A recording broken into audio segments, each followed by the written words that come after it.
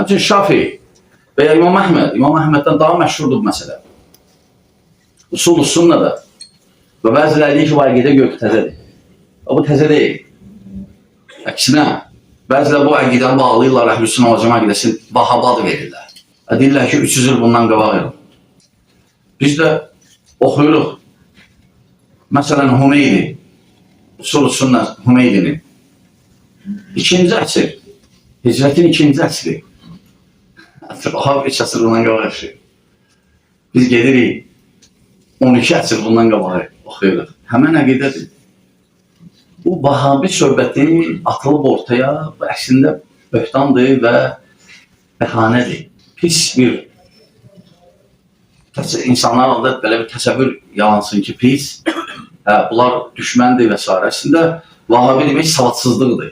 Kim bu sözü işləri iki növ ola bilər. Ya savadsızdır, ya da qərəzlidir. Alladır ətrafındakilərin ki, düzgün ad vermir.